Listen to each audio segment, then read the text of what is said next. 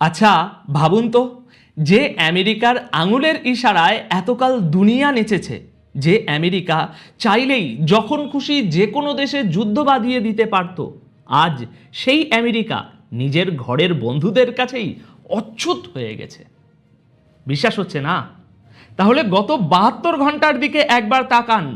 মাত্র 3টে দিন, আর এই 3 দিনেই জিওপলিটিক্সের পুরো দৃশ্যপটটা যেন একেবারে ওলট পালট হয়ে গেছে। একটার পর একটা ব্রেকিং নিউজ এসেছে। কখনো সকালে ব্রিটেন না করে দিচ্ছে, তো বিকেলে ফ্রান্স চোখ রাঙাচ্ছে, আবার রাতে স্পেন দরজা বন্ধ করে দিচ্ছে। মনে হচ্ছে যেন কোনো সাজানো চিত্রনাট্য মেনে ইউরোপের নেতারা একে একে ট্রাম্পের বিরুদ্ধে বিদ্রোহ ঘোষণা করছেন। এখন টুকরো টুকরো খবর হিসাবে দেখলে হয়তো এর গভীরতা, এর ওয়েট বোঝা যাচ্ছে না, কিন্তু আজকের ভিডিওতে আমি গত 3 দিনের এই ছড়িয়ে ছিটিয়ে থাকা ঘটনাগুলোকে এক সুতোয় গেঁথে আপনাদের সামনে একটা নিটোল গল্পের মতো তুলে ধরব।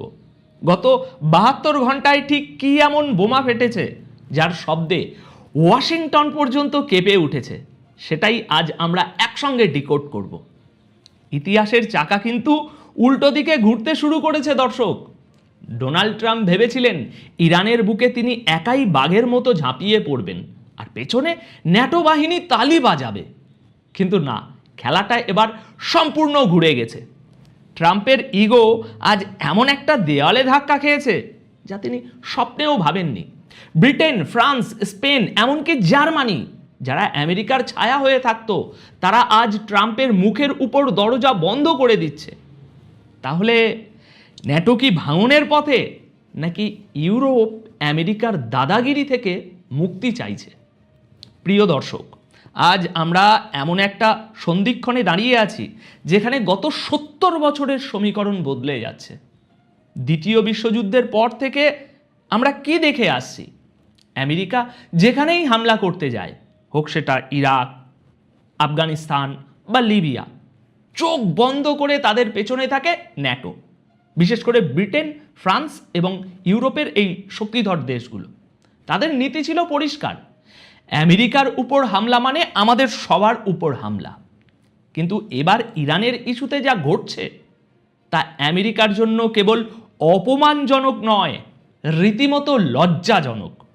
ডোনাল্ড ট্রাম্প হয়তো তার ইগো স্যাটিসফাই করার জন্য, অথবা দুনিয়াকে দেখানোর জন্য যে আমি বস, ইরানের উপরে অ্যাকশন নেওয়ার প্ল্যান করেছিলেন। কিন্তু তিনি ভুলে গিয়েছিলেন এখন 2026 সাল, এটা 2003 সাল নয়। ট্রাম্পের এই একতরফা সিদ্ধান্তে ইউরোপের দেশগুলো শুধু নাই বলেনি, তারা প্রকাশ্য বিদ্রোহ ঘোষণা করেছে।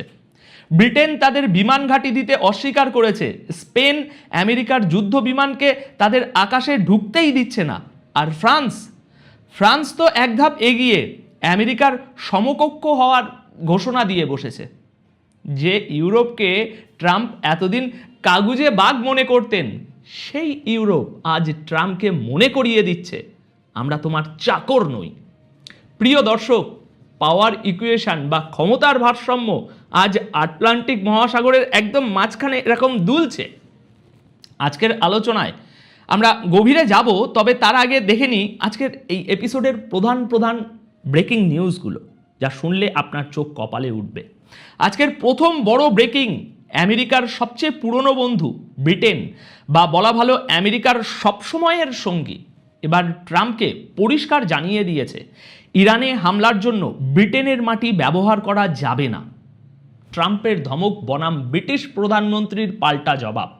কি ঘটেছে পর্দার আড়ালে? দ্বিতীয় খবর, যা আরও চমকপ্রদ, ফ্রান্সের প্রেসিডেন্ট ইম্যানুয়েল ম্যাক্রন, যাকে ট্রাম্প এতদিন অবজ্ঞা করতেন, তিনি এবার ইউরোপের নতুন নেতা হিসাবে আবির্ভূত হয়েছেন। ম্যাক্রন ঘোষণা করেছেন ফ্রান্স তার পারমাণবিক অস্ত্র বাড়াবে, কিন্তু কাউকে হিসাব দেবে না। ইউরোপকে আমেরিকার প্রভাব মুক্ত করার এই ডাক কি ন্যাটোর কফিনের শেষ ব্রেক? তৃতীয় এবং অত্যন্ত গুরুত্বপূর্ণ বিষয় হলো স্পেনের অভাবনীয় সাহস। আমেরিকার যুদ্ধ বিমানকে রিফিউলিং বা তেল ভরার অনুমতি না দিয়ে ফিরিয়ে দিয়েছে স্পেন। ট্রাম্প রেগে গিয়ে স্পেনের সাথে বাণিজ্য যুদ্ধ বা ট্রেড ওয়ার ঘোষণা করেছে, কিন্তু সেখানে ঢাল হয়ে দাঁড়িয়েছে জার্মানি এবং পুরো ইউরোপীয় ইউনিয়ন। আজকের ভিডিওতে আমরা এই সমস্ত ঘটনাগুলোর বিশ্লেষণ করব, তাই কোনো অতিরিক্ত কথা নয়, একদম point to point perfect logic দিয়ে আলোচনা হবে। আজ 5ই মার্চ বৃহস্পতিবার দুপুর 1টায় এই খবর পড়ছি। আসুন প্রথমে কথা বলি কাকে নিয়ে, ব্রিটেনকে নিয়ে কথা বলি। দেখুন, আমেরিকা এবং ব্রিটেনের সম্পর্ককে বলা হয় স্পেশাল রিলেশনশিপ, কিন্তু ব্রিটিশ প্রধানমন্ত্রী কিয়ার স্টারমার এবার যা করলেন তা এই সম্পর্কের মূল সেটাতে কুড়ুল মেরেছে। ঘটনাটা একটু বুঝুন। ইরানের উপরে হামলা চালানোর জন্য আমেরিকার প্রয়োজন ছিল স্ট্র্যাটেজিক লোকেশন। ব্রিটেনের দুটো অত্যন্ত গুরুত্বপূর্ণ এয়ারবেস বা বিমান ঘাঁটি আছে, একটা হলো RAF ফেয়ারফোর্ড এবং অন্যটি হচ্ছে ভারত মহাসাগরের বুকে দিয়াগো গার্সিয়া।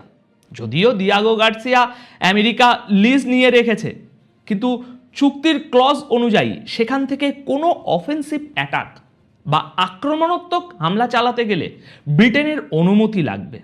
কিন্তু ট্রাম্প ধরে নিয়েছিলেন স্টারমার তো আমার পকেটের লোক, অনুমতি ও তো কেবল আনুষ্ঠানিকতা। কিন্তু কিয়ার স্টারমার মুখের উপরে না বলে দিলেন। তিনি আজ পরিষ্কার বললেন, আমি ব্রিটিশ বিমান ঘাঁটি ব্যবহার করে ইরানকে মারার অনুমতি দেব না। কিন্তু কেন? কারণ ইতিহাস। 2003 সালের কথা মনে আছে দর্শক? তখন আমেরিকার প্রেসিডেন্ট ছিলেন জর্জ বুশ আর ব্রিটেনের টনি ব্লেয়ার। আমেরিকা মিথ্যে বলেছিল সেই সময় যে ইরাকের সাদ্দাম হোসেনের কাছে ওয়েপেন অফ মাস ডিস্ট্রাকশন বা গণবিধ্বংসী মারণাস্ত্র আছে। সেই মিথ্যে তথ্যের ভিত্তিতে ব্রিটেন আমেরিকার সাথে যুদ্ধে নেমেছিল, আর তার ফলাফল কি হয়েছিল? ইরাক ধ্বংস হয়েছিল, লাখ লাখ মানুষ মারা গিয়েছিল, কিন্তু সেখানে কিছুই পাওয়া গেল না। আজ পর্যন্ত ব্রিটেন সেই গ্লানি বা অনুশোচনা ভোগে। তারা মনে করে আমেরিকার কথায় নেচে তারা নিজেদের হাত রক্তে যে রঞ্জিত করেছিল সেখানে আমেরিকারই সব দোষ। স্টারমার এবার সেই ভুল করতে চাননি। তিনি ট্রাম্পকে মনে করিয়ে দিয়েছেন, আগে জাতিসংঘে যাও, অনুমতি নাও, আলোচনা করো, তারপর যুদ্ধের কথা ভেবো। এবার এতে ট্রাম্পের প্রতিক্রিয়া কী ছিল? দেখুন, ট্রাম্প তো ট্রাম্পই। তিনি ক্ষেপে গিয়ে ব্রিটেনকে এবং স্টারমারকে স্টুপিড বা বোকা বলে গালি দিলেন।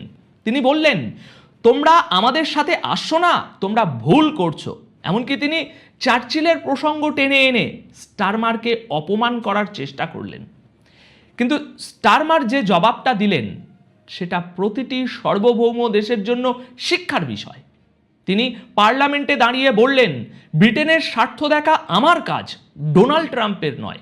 মধ্যপ্রাচ্যের পরিস্থিতি নিয়ে আমি উদ্বিগ্ন, কিন্তু আমার দেশের জনগণকে নিরাপদ রাখা আমার প্রথম দায়িত্ব।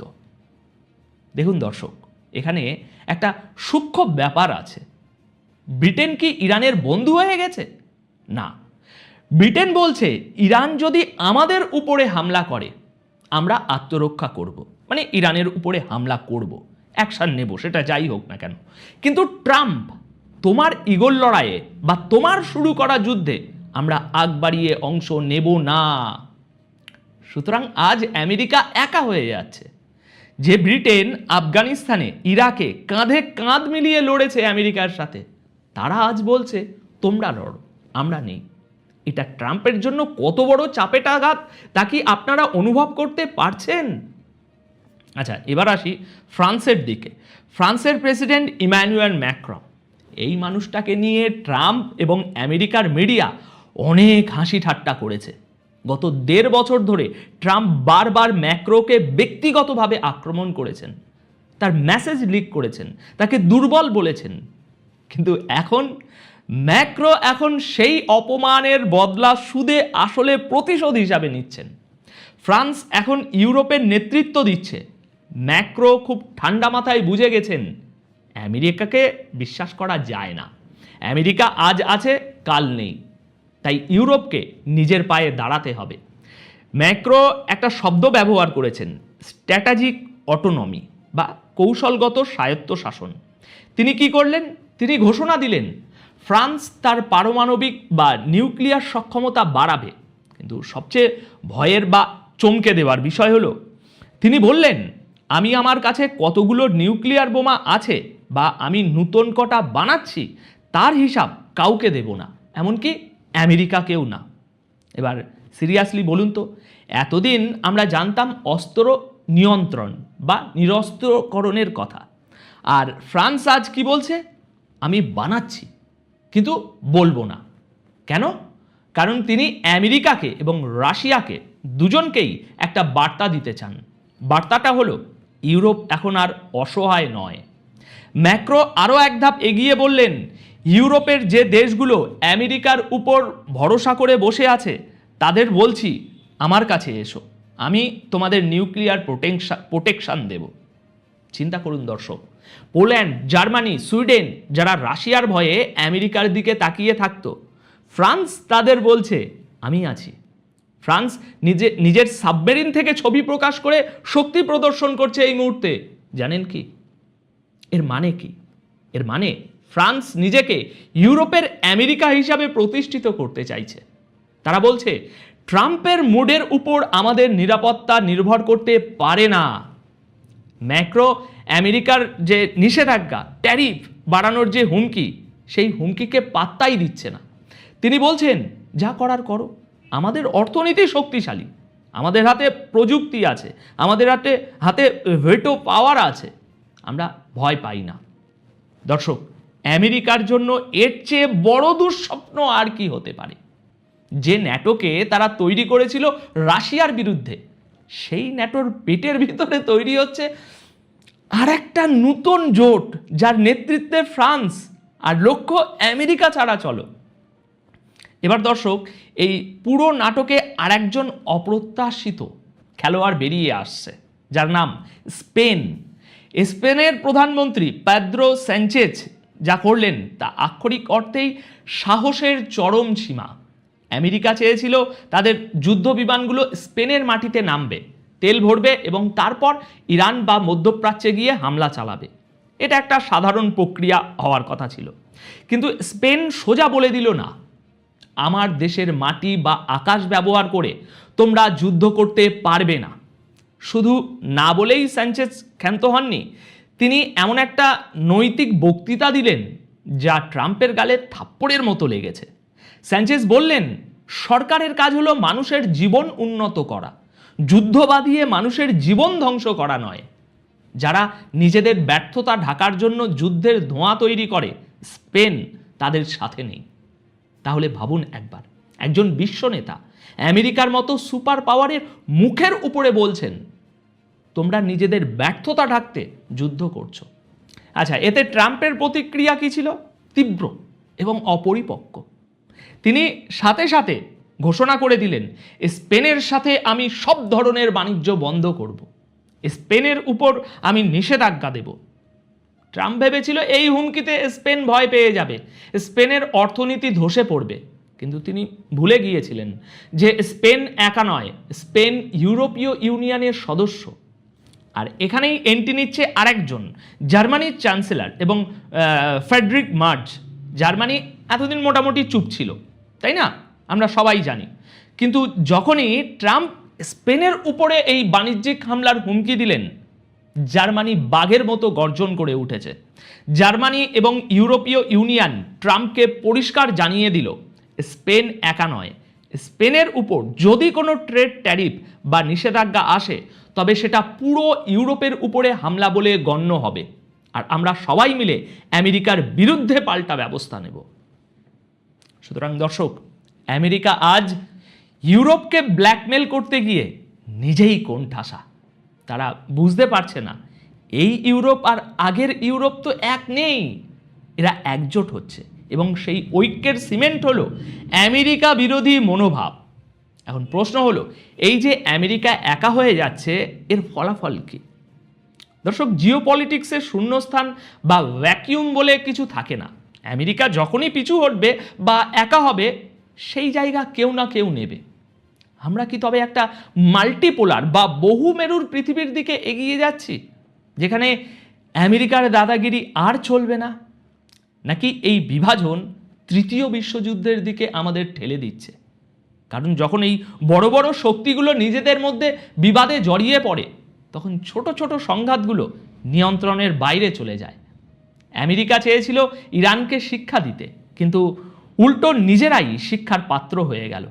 ট্রাম্প চেয়েছিলেন ন্যাটোকে ব্যবহার করতে, কিন্তু ন্যাটো আজ তাকেই প্রত্যাখ্যান করল।